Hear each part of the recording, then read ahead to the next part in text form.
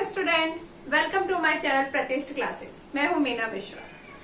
आज हम नया चैप्टर स्टार्ट करने जा रहे हैं, चैप्टर नंबर 1। और उसमें क्या है, यूक्लिड डिवीजन लेमा। जो हमारा फर्स्ट एक्सरसाइज है 1.1, ये इसी के ऊपर बेस्ड है। तो पहले हम ये थ्योरम समझेंगे और फिर उसके ऊपर बेस्ड जो हमारे एक्सरसाइज के क्वेश्चन है वो सॉल्व करेंगे। तो देखो थ्योरम क्या बोलता है, Euclid's division lemma. Given positive integers a and b, there exist unique integers q and r satisfying। मतलब a और b दो पॉजिटिव इंटीजर है। पॉजिटिव इंटीजर का मतलब, इंटीजर क्या होंगे, इंटीजर मतलब वो सारे नंबर जो नेगेटिव भी हो सकते हैं और पॉजिटिव भी हो सकते हैं, उसको हम इंटीजर बोलेंगे। मतलब जितने भी होल नंबर हैं, जितने भी नेचुरल नंबर हैं, वो सारे इंटीजर्स हैं। लेकिन हमें इसमें पॉजिटिव इंटीजर लेना है। पॉजिटिव इंटीजर मतलब सारे प्लस वाले नंबर लेने हैं। तो अगर दो नंबर है ए और बी, और आप जो बिगर नंबर है उसको स्मॉलर नंबर से डिवाइड करते हैं, मान लीजिए ए को हम बी से डिवाइड करते हैं, तो हमारा एक क्वोशंट आएगा। उस क्वोशंट को आप मान लीजिए हमने क्यू से डिनोट किया है और आर क्या है, रिमाइंडर है। तो ए इज इक्वल टू क्या होगा, बी क्यू प्लस आर। ऐसा होता ही है, ये तो हमने पहले भी पढ़ा हुआ है कि dividend is equal to divisor into quotient plus remainder. यही सिंपल सा है थ्योरम। अभी यहाँ पे r is greater than and equal to 0 and less than is b। इसका ये मतलब हुआ, ये भी आप लोग जानते ही हैं, बस इस तरह से सिंबल में लिख दिया है, वो उसका मैं मतलब समझाती हूँ आपको कि जो रिमाइंडर है वो हमेशा या तो 0 हो सकता है या 0 से ग्रेटर हो सकता है। ओके, बट वो कभी भी डिविडेंड से बड़ा नहीं हो सकता। बी यहाँ पे क्या है, बी बी डिवाइजर है, डिवाइजर से बिगर नहीं हो सकता है जो भी हमारा रिमाइंडर है। तो remainder is greater than and equal to 0 and less than b. तो इसी मेथड से यूक्लिड डिवीजन लेमा, यानी यूक्लिड का जो ये डिवीजन का जो ये मेथड है, इससे हम लोग फाइंड करेंगे HCF, जो हमारे एक्सरसाइज में दिया हुआ है। तो स्टार्ट करते हैं। तो फर्स्ट क्वेश्चन क्या है, use Euclid's division algorithm to find the HCF of. इसका बीच का इसका हमें HCF फाइंड करना है। HCF मतलब हाईएस्ट कॉमन फैक्टर। इससे पहले भी हमने कई मेथड से फाइंड किया है, जैसे फैक्टराइजेशन मेथड होता है, लॉन्ग डिवीजन मेथड होता है, उससे हम फाइंड करते हैं, या प्राइम फैक्टराइजेशन मेथड होता है, उससे हम फाइंड करते हैं। तो आज जो हम ये HCF फाइंड करेंगे वो यूक्लिड्स डिवीजन एल्गोरिथम से फाइंड करेंगे। इसमें क्या करना है, ये बहुत कुछ ना, जो हमारा लॉन्ग डिवीजन मेथड है, जो आप लोगों ने पहले भी किया होगा, कि हम डिवाइड करते हैं। इसमें से बिगर नंबर कौन सा है, 225। 225 को 125 से डिवाइड करते हैं, फिर उसका जो रिमाइंडर आता है उस रिमाइंडर से वापस फिर हम डिविडेंड, जो हमारा डिवाइजर होता है, उसको डिवाइड करते हैं। आपको आता ही होगा। तो कुछ वैसा ही ये मेथड है, बस इसमें क्या है अभी आप लोग देखेंगे, बस इसको लिखने का तरीका अलग है। तो पहला जो फर्स्ट जो क्वेश्चन है सॉरी 135 एंड 225। तो देखो इसमें जो बिगर नंबर है, बिगर नंबर कौन सा है, 225। तो हम इस 225 को इस 125 से डिवाइड करेंगे। हम ये नहीं सोचेंगे कि 125 पहले लिखा है तो उसको ही डिवाइड करना है, मतलब उसको डिविडेंड रखना है, ऐसा नहीं। जो बिगर नंबर होगा वो डिविडेंड होगा, जो स्मॉलर नंबर होगा वो डिवाइजर होगा। तो हमने क्या लिखना है कि और applying the division lemma to 225 and 135 we get. क्या मिलेगा, देखो 225 को 135 से जब हम डिवाइड करते हैं, तो अगर आप इसको यूक्लिड जो हमने पढ़ा था डिवीजन लेमा वैसा लिखेंगे तो क्या लिखेंगे, इसको मतलब कैसा लिखना है, 225 को 135 से डिवाइड कर दो। यहाँ पे रफ में डिवाइड करके देखो, 135 से जब आप डिवाइड करेंगे तो 2 जा में जाएगा, 5 2 जा 10, 3 2 जा 6 और 1 7, 2 1 जा 2, ज्यादा हो जाएगा तो 1, 135 1 जा 135, ये 0, 12 माइनस 3 कितना हो गया, 4 5 6 7 8 9 10 11 12, 9 आ गया, और ये हो गया 0। मतलब 1 आ गया हमारा question. 135 is divisor, this is dividend and this is remainder. तो इसको लिखेंगे कैसे, हम इसको हम लिखेंगे 135 इंटू 1 प्लस 90, ऐसा लिखा हमने। अभी देखो नेक्स्ट 135 और ये 90, ये दोनों है। अब इन दोनों के बीच में हम डिवीजन करेंगे। पहले हमने क्या किया, 225 और 135 के बीच में डिवीजन किया। अब 135 और ये रिमाइंडर, इन दोनों के बीच में डिवीजन करेंगे। तो 135 यहाँ लिखेंगे और इसको 90 के फॉर्म में लिखना है। तो अभी 135 को 90 से डिवाइड करके देखो, तो ये भी क्या होगा, 9 2 जा 18 यानी 180 आ गया।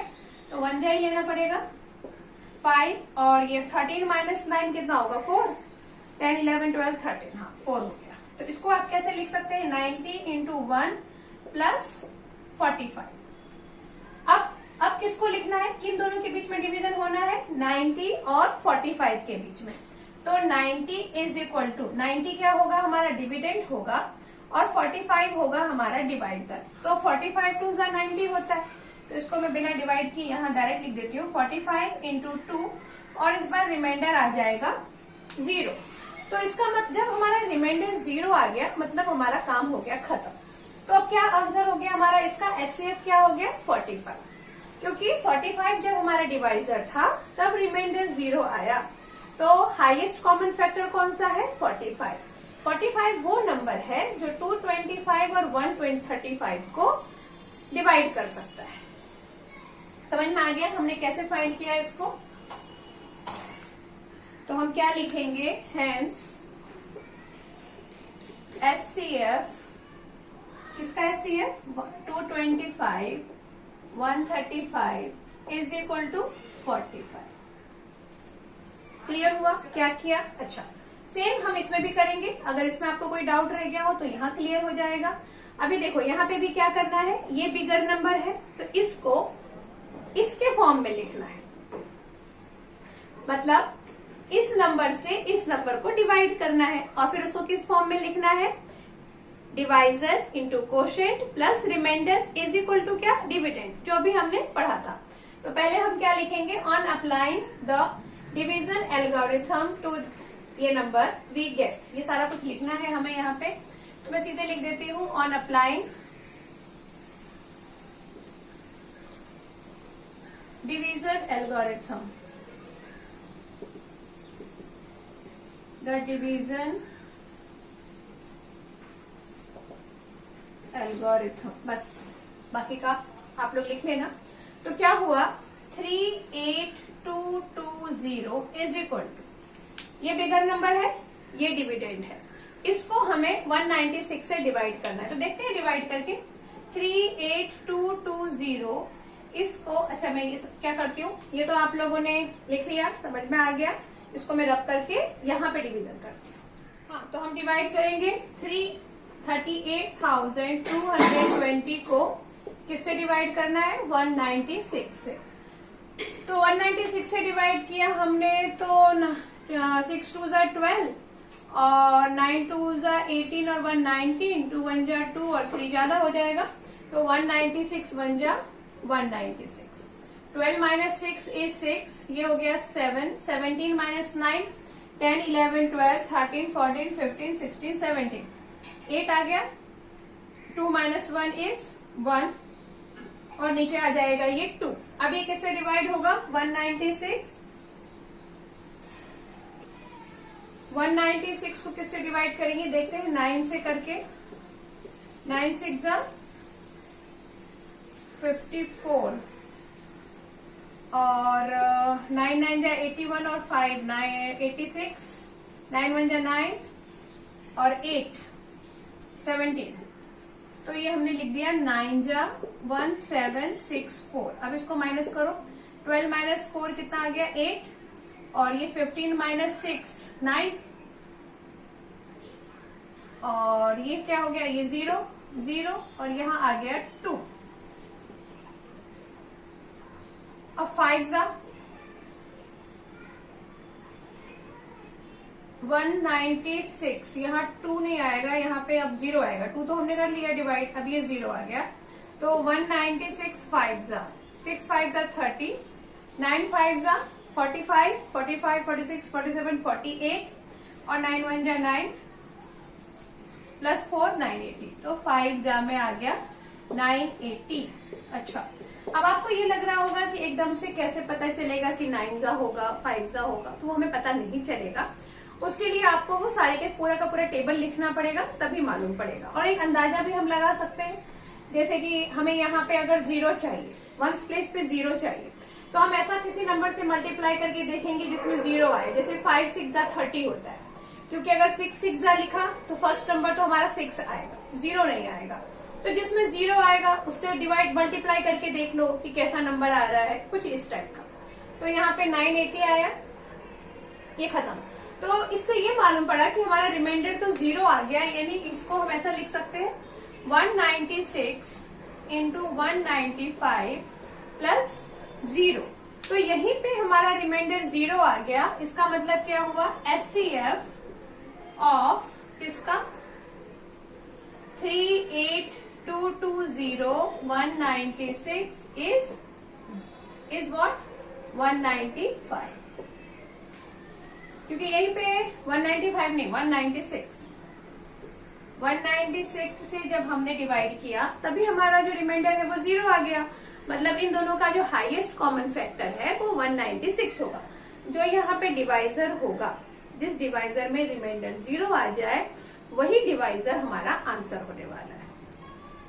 क्वेश्चन नंबर 3, फर्स्ट का सब क्वेश्चन, 867 एंड 225 इन दोनों के बीच का HCF फाइंड करना है। तो अगेन बिगर नंबर ये है, तो हमने क्या लिखा, on applying division lemma to 867 and 255 we get, क्या मिलेगा, 867 को आप कैसे लिख पाएंगे 255 के फॉर्म में, 255 इंटू 867 को देखो डिवाइड करके 255 से, 255।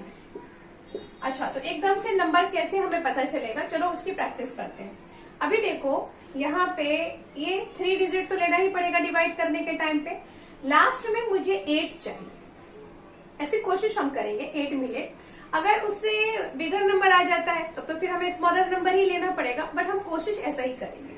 तो 2 में किसको मल्टीप्लाई करेंगे तो 8 आएगा, 2 4 8, ठीक है, क्योंकि 5 तो 10 हो जाएगा, तो 5 तक तो हमको जाना ही नहीं है। 4 को देखते हैं, तो 2 4 अभी 2 अगर 4 से मल्टीप्लाई करेंगे 2 4 8, मतलब लास्ट में 8 मिलने के चांस है।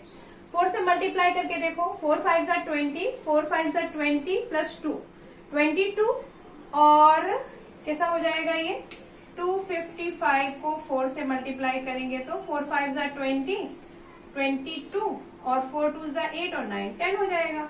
तो ये नहीं चला, 4 नहीं चला, तो अभी 3 का देखना पड़ेगा।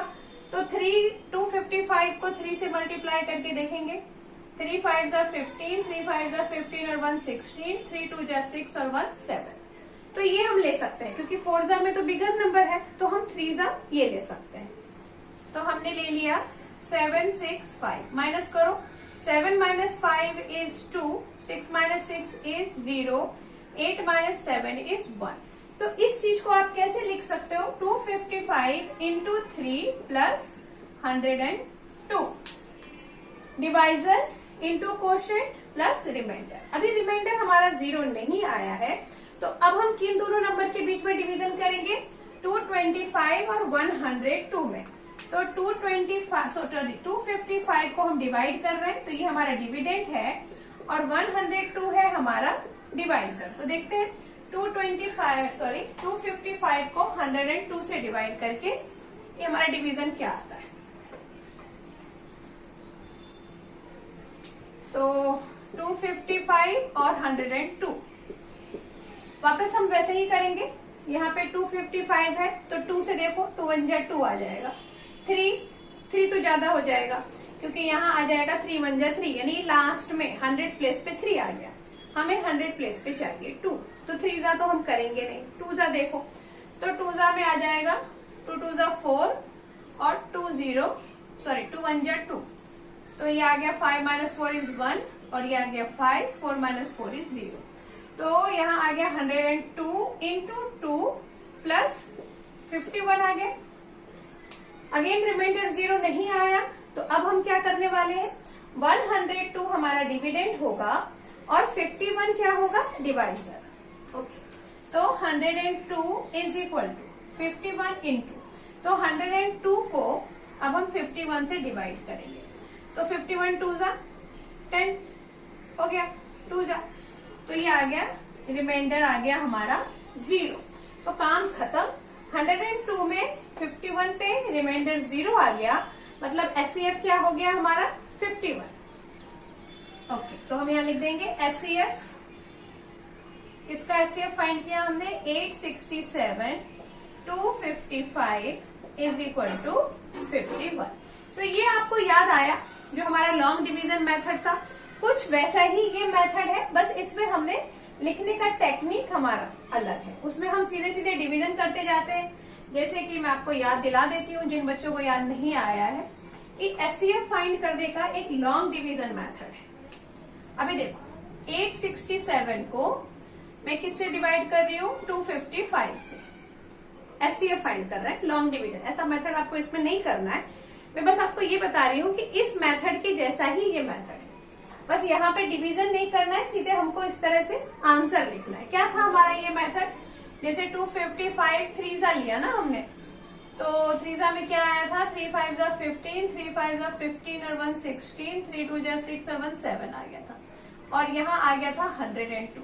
फिर 102 से हम किसको डिवाइड करेंगे 255 को, तो ये आ गया था 2 204 और यहाँ आ गया 51। अब इस 51 से हम 102 को किससे डिवाइड करेंगे 51 से, और 2 में खत्म। तो जब हमें 0 आ जाता है रिमाइंडर, तो उसी को फिर हम आंसर बोलते थे, 51 हमारा आंसर है। बस वही काम है, यहाँ पे ऐसा डिवीजन करना था, और यहाँ हमें डिवीजन नहीं करना है, उसको इस तरह से लिखना है। ओके, क्वेश्चन नंबर 2 देखेंगे। Show that any positive odd integer is of the form 6q plus 1, 6q plus 3 और 6q plus 5। क्वेश्चन का मतलब आप समझ ही गए होंगे कि कोई भी अगर पॉजिटिव ऑड इंटीजर है तो उसको हम इस फॉर्म में लिख सकते हैं। कब लिख सकते हैं, अगर हम उसको 6 से डिवाइड करें, क्योंकि यहाँ पे जो भी हम लिखते हैं वो क्या होना चाहिए, वो डिवाइजर होना चाहिए। q तो हमारा क्वोशंट है, 1 क्या है रिमाइंडर है, ये फॉर्म उसी चीज को इंडिकेट कर रहा है।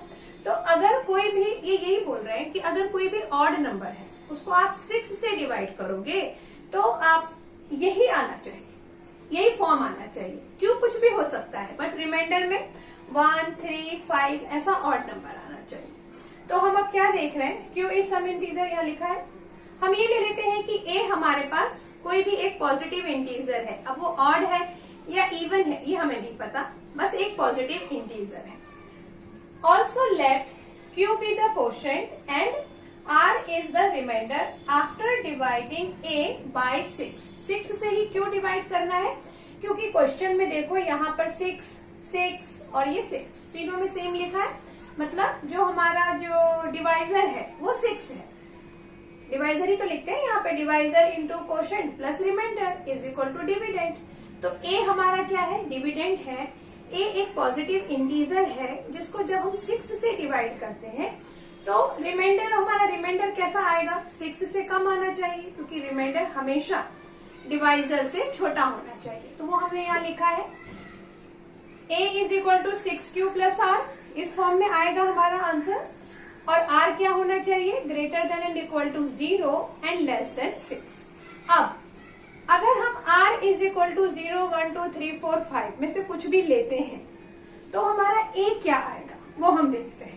तो हमने क्या किया, r इन ये सारे नंबर्स लेके देखे तो a क्या मिल रहा है, जब हम 0 पुट करेंगे तो a मिला 6q, जब 1 पुट किया तो a क्या मिलेगा 6q प्लस 1, 2 पुट किया तो 6q प्लस 2, फिर ऐसे ही 6q plus 3, then 6q plus 4 और 6q प्लस 5। अब आप ये देखो कि ये जो 1, ये इसमें जो 0 है और 2 है और ये 4 है, ऐसा हमें कब मिलेगा जब हमारा a जो है वो इवन नंबर होगा। ऐसा तभी पॉसिबल है क्योंकि अगर मान लीजिए मैंने 12 लिया, a मेरा 12 है, उसको मैं 6 से डिवाइड कर रही हूँ तो 6 2 12, 6 इंटू 2 प्लस 0 आ गया। अगर ए मैंने 14 लिया तो उसको अगर 6 से डिवाइड करें तो 6 2 जार 12, 14 माइनस 12, रिमाइंडर आ गया 2। मतलब अगर इवन नंबर है तो रिमाइंडर इवन नंबर आ रहा है, अगर ऑड नंबर है तो रिमाइंडर ऑड नंबर आ रहा है। तो यहाँ पर हम क्या लिखेंगे कि 6q plus 2, 6q plus 4, this is even number. तो इसके लिए क्या हो जाएगा, तो हम क्या लिखेंगे, a इज इक्वल टू 6, ये तो हमें मिला है, but a is equal to 6q, a is equal to 6q plus 2, a is equal to 6q plus 4 are even number. ऐसा मैंने भी आपको बताया कि इवन क्यों होगा।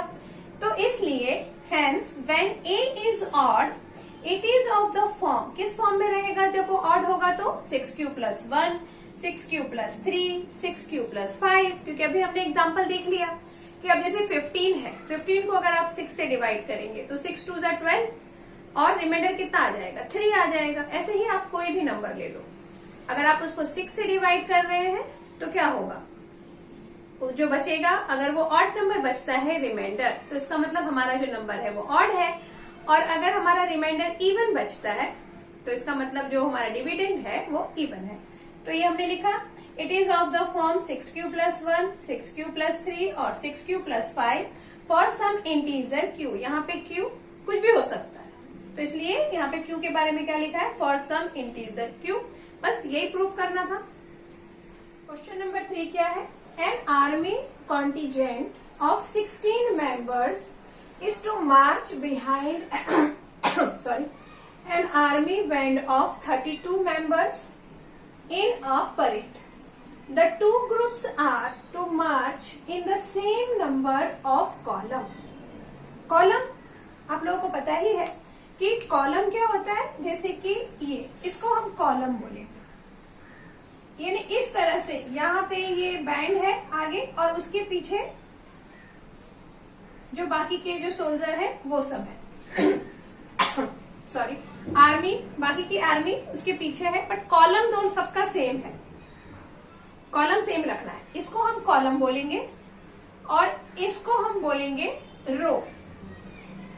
तो यहाँ पे 616 मेंबर हैं आर्मी के और बैंड में कितने हैं, 32 मेंबर्स बैंड के हैं। In a parade the two groups are to march in the same number of columns. What is the maximum number of column in which they can march? तो अब मुझे 616 और 32 इन दोनों को लेकर मैक्सिमम नंबर फाइंड करना है कि जिसका मैक्सिमम नंबर ऑफ कॉलम हम बना सके, कि उससे ज्यादा कॉलम तो बन ही नहीं सकते हैं जिसमें ये सब एक साथ सेट हो जाए। तो वो मैक्सिमम नंबर ऑफ कॉलम। अच्छा, एक और बात आप ये ध्यान रखो कि एग्जाम में, ये तो आप में से काफी बच्चों को पता ही होगा कि अगर मैक्सिमम लिखा है तो हमेशा एचसीएफ फाइंड करना होता है, और अगर मिनिमम लिखा है या लोएस्ट लिखा है या लीस्ट लिखा है, मतलब वो कोई भी चीज जो हमें कम बताने के लिए बोल रही है, तो उसमें हम लोग एलसीएम फाइंड करते हैं। तो फिलहाल इसमें तो खैर एलसीएम का हमने सीखा ही नहीं है, एचसीएफ ही सीखा है। तो वो एचसीएफ फाइंड करना है, ये आप माइंड में कैसे स्ट्राइक होगा, मैक्सिमम वर्ड अगर आया या हाईएस्ट वर्ड आया तो एचसीएफ फाइंड करेंगे, और यूक्लिड का लेमा लगेगा यहाँ पर, डिवीजन लेमा, ये भी आपको याद आना चाहिए। ये देख के, क्या देख के याद आना चाहिए, ये what is the maximum number of columns in which they can march, ये मैक्सिमम वर्ड देख के आपको याद आना चाहिए। क्वेश्चन कुछ भी हो, मैक्सिमम, हाईएस्ट ऐसा अगर लिखा है तो इसको मतलब उसको इसी मेथड से करेंगे, उसका हमें एचसीएफ फाइंड करना है। ओके, तो बाय मैंने क्या लिखा है यहाँ पे सोल्यूशन में, देखो, number of members in army contingent is equal to 616, number of members in army band 32, और maximum number of column is equal to क्या होगा, HCF of this two number. इनका जो, क्योंकि एचसीएफ का फुल फॉर्म क्या होता है, हाईएस्ट कॉमन फैक्टर। तो अगर हाईएस्ट की बात आ रही है, मैक्सिमम की बात आ रही है, मतलब एचसीएफ फाइंड करना है। तो बाय यूक्लिड्स डिवीजन लेमा हम कैसे फाइंड करेंगे, देखो 616 को 32 के फॉर्म में लिखना है, तो 616 को 32 से डिवाइड करो, पहला तो 32 वन जा ही होना चाहिए, तो 32 वन जा 32, 12 माइनस 2 9, और यहाँ 5 माइनस 3 इज 2, और ये आ जाएगा 6, 5 माइनस 3 इज 2। हाँ, अभी 32 9 2 जा 18 और 9 3 जा 27 और 28। तो 6 माइनस 8 नहीं होगा, 16 माइनस 8 इज 8 और ये 8 माइनस 8 इज 0 और ये भी 0। तो क्या आ गया यहाँ पे 32 इंटू 19 प्लस 8। तो 32 यहाँ पे क्या लिख दे इंटू 19 प्लस 8 आ गया। अभी नेक्स्ट हमें क्या करना है,